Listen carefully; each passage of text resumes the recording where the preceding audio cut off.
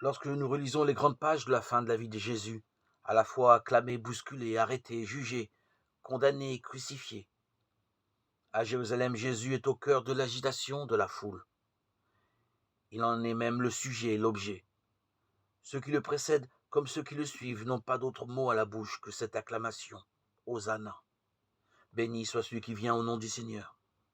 L'écriture s'accomplit. Jésus entre dans Jérusalem assis sur un âne. Il est reconnu comme le Messie. Lire le récit de la Passion, c'est plonger corps et âme dans cette ultime étape de la vie de Jésus qui nous révèle sa profonde humanité, son dépouillement et le don total qu'il fait de sa vie pour chacun de nous et pour l'humanité tout entière. Nous le savons déjà, Jésus marche d'un même pas vers le triomphe et vers la croix, vers la mort et vers la résurrection pour l'éternité.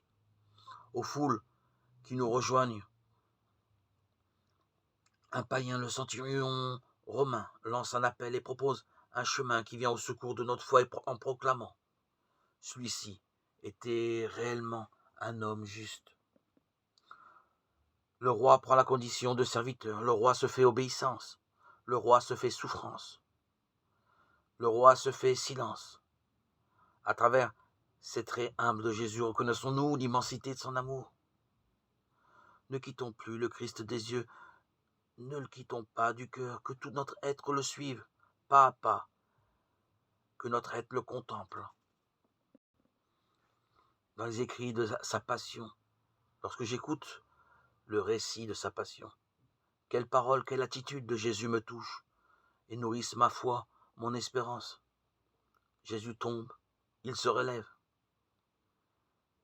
Et si je me laissais moi aussi relever par Dieu, dans le mystère de la résurrection de Jésus, chacun de nous est déjà ressuscité.